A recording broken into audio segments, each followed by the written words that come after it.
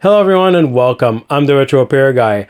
First of all, I'm not going to keep you too long because I'm having a lot of pain in my neck all the way down to my shoulder here. It's really killing me. But at the same time, I do want to say, that I'm sorry because August you haven't seen me because I had to take care of so many things, both in the house, for the videos, and then of course this injury for 2 weeks. Hasn't gone away. I've tried everything over the counter. Nothing's working. And I know that Tron suggested a few things in the community post there in the back. But anyways, no, it was just made me laugh. No, I did try everything. Nothing's working. So a lot of pain and it's hard for me to work. So I just want to apologize for that. I will be back soon with another restoration. But today we're going to be looking at a review for the scanner, the Czur or Czur, CZUR. Okay, I never know how to pronounce it. We're taking a look at that because first of all, why a scanner? Well, it's good for electronics, for a lot of stuff, for schematics, for all kinds of things related, like I said, to our field here. And I really, really enjoyed it. And I'm going to show you. I made a little presentation in the beginning. So please watch it. I think it's a very interesting scanner. And anyways, we'll just jump right in because I don't want to talk too long. I will keep you updated in the community post. So please take a look there. And as well, next restorations, which it is coming, I will keep you posted on everything that's going on with the channel, with my shoulder, with everything. So let's just jump right in. I was contacted by Czur or Czur and was offered a fancy scanner for review. While I was tempted to say yes just because I like free stuff, I accepted because this is something that I actually been looking for. In the old days, I used to go to the library with a pocket full of dimes and try to photocopy a bunch of pages from books I could not take out or simply wanted to but could not afford as a student. But today, while technology gave access to many, it's also helping in the demise of physical media, and I did rant about this if you want to check it out. But all that to say that technology has now caused another problem, which is the fact that much of the old information from technical books, old advertising material and magazines are almost impossible to find. Even searching the Internet Archive often ends up in a dead end. Thankfully, some of us still hold on to this old material, but getting it backed up for sharing or archival purposes is another complicated task. Operating from the heart of mainland China with warehouses in the US, UK, and Netherlands, the company started out some years back with a campaign on Indiegogo in the US as well as other campaigns in Korea and Japan, and has been growing strong ever since and claims to have sold over 400,000 scanners in over 160 countries. Czur has different lines of scanners, but the one they sent me seems to be their baseline model for the ET Professional Book Scanner series, with the other two models featuring a higher megapixel count, a wireless scanning option, and HDMI and support for Linux. The ET16 is compatible with Windows and Mac. Its features include 16 megapixel with resolutions of 4608 by 3456, 24-bit color depth, video streaming format, 3 laser rays, and 1 gigabit DDR. Besides the obvious that these scanners can scan a book while on its back, which avoids the frustrating task of aligning the pages to the glass of a scanner and holding it flat without being sure of the results and whether or not you lost your dime, is that the ET scanners have what the company calls innovative curve flattening technology, which means that the harmless laser lines scan the book and analyzes the contour and then renders a flat 2-page scan. Czur claims that with this technology, scanning a 300-page book could be done in only 7 minutes, while of course saving you quite a few dimes. And as an added bonus, once scanned, the book or magazine can be converted into a searchable PDF with support for more than 180 languages. Now, before we take a closer look at this unit and test it out, I also discovered that it can not only be used to scan my old electronic service manuals and schematics, along with my 80s nostalgia, but because of its camera, it can also be used with OBS for up-close shots of PCBs and or a better view of me soldering and changing all the capacitors, or even a live stream tutorial. And speaking of PCBs, this is a perfect time to thank our sponsor for this video.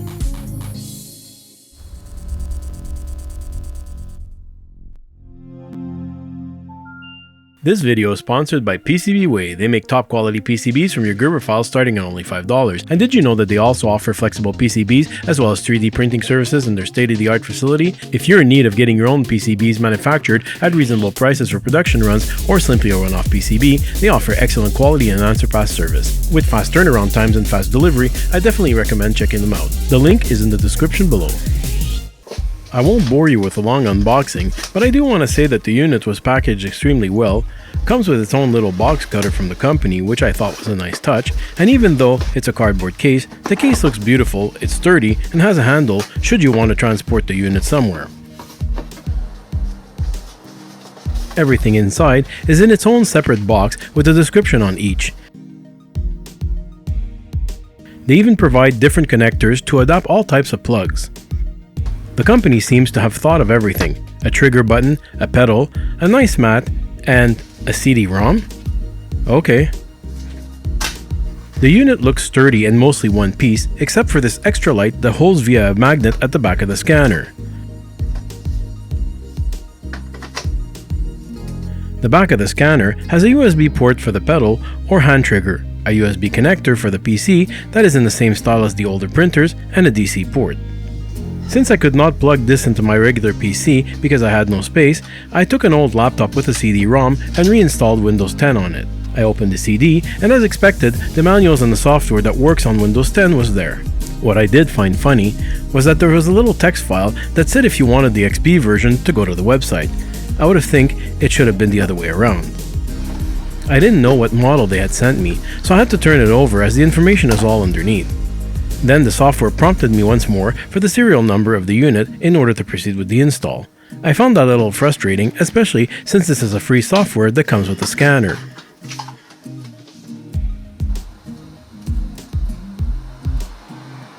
I then finally opened the software that told me it was out of date and to download the latest version. So I headed over to the website that was a bit challenging. It's a bit sluggish, and then you click on several links to then end up on a link that you need to copy and paste, and then that opens up on the same page again, but then redirects to another. Then the links to download didn't work except for one. And finally, it turns out this message is permanently there, saying there's a new version. Once up and running, I was excited to archive an old brochure of my aunt's car. There's a cute little LCD display on the top as well, but since everything is done via the computer, I didn't really see a need, but a nice add-on. I then wanted to try a book as I was excited about this curve flattening technology. I tried with and without the finger cots, which by the way did not fit my thumbs and something you can't really put on any other fingers.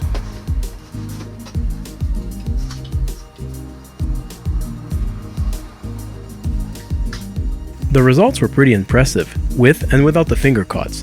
The first page had virtually no difference and had eliminated the finger cots perfectly.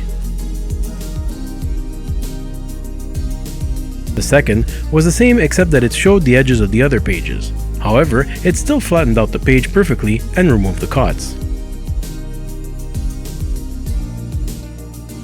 Scanning is easy. All you have to do is select the facing pages options and align the middle of the book with the virtual line. You then click the scan button and the software does all the rest.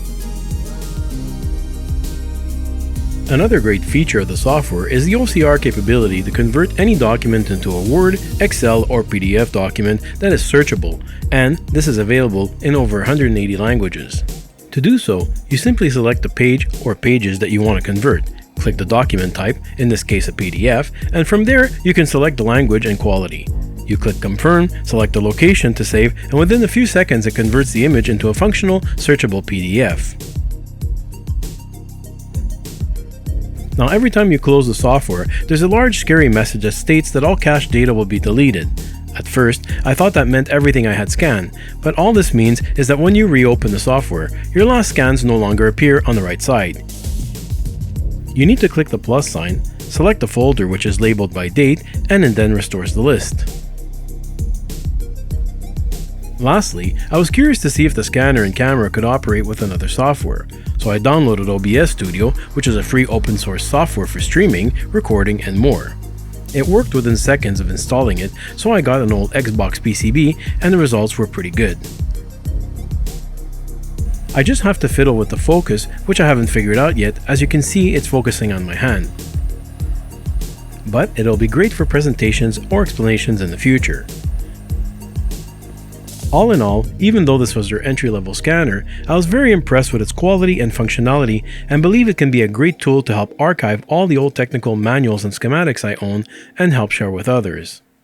Okay, so a couple of things here. I really, right off the bat, I'm going to say I really suggest this scanner. It's really beautiful.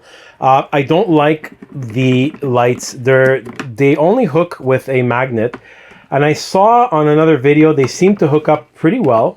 But for me, I find they fall easily, okay? They fell a few times every time I was moving the scanner around. It still holds, but whatever, okay? But it's beautiful to have this extra set of light. I'm going to set it aside because I don't want it to fall. That was one thing I didn't like. The rest is one solid build. Fantastic. You got your extra lights here on the side. You got an extra light here. You got those extra lights that hook up on the back. And each can be controlled, right? You can put them on or off. You've got the camera underneath, and as you saw, it can be used with OBS, with everything. You got a little screen on top that you can see what's going on. I really, really like it. Now, of course, there's other designs that include the HDMI ports in the back. But everything is simple. It works, and all your buttons here as well to control whatever you want. You can take the picture of all the scan from there. But I love the buttons and the pedal that comes with it. Fantastic. Other thing that I had a problem with is these. I guess they call them finger cots. Well, these finger cots, they don't fit my thumb. Okay, and you try to pull a page with your fingers like that, it doesn't work, okay? So the only other thing is there's a little kind of indented circle here, if you want, that you can put your finger on top and pull it. And of course, you activate it with your foot pedal or with your pinky on the little side switch there. There's options. So I like that they give you the foot pedal. Fantastic. I think this is amazing. The finger cuts, it does a great job. Just removes them completely. The yellow, it's automated, and the software is really good. The only thing, getting back to the software, that I don't like in the software is the setup and the little quirks that it has. Like, for example, always asking you to upgrade, and an upgrade doesn't exist, and you're going back and forth to the website, or it tells you to update the firmware. There is no firmware. Little things like that. There's little bugs I didn't like, but aside from that, if they could iron out those little bugs, like a nice little update to the software and to the website, because it's not as clear to get the support. You're kind of going to one page and then another page, and it's going around in circles, okay?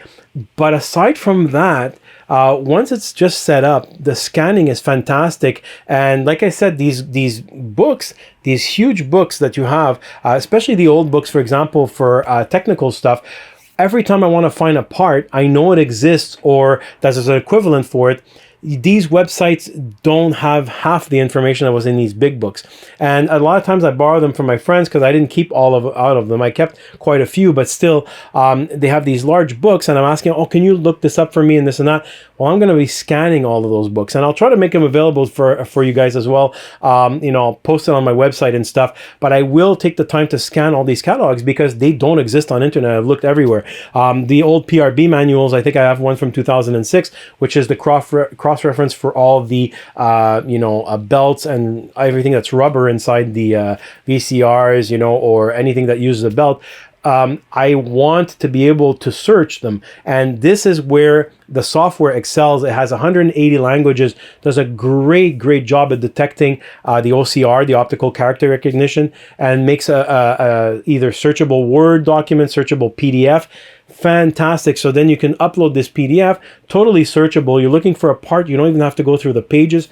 Fantastic. So I love that about it. And so definitely, again, I'm recommending this. And thank you so much to Sir or Caesar, or however you want to pronounce it, for sending me this great little gadget. I'm going to keep it for myself. I don't think I'll be selling that because I really want to scan a lot of manuals.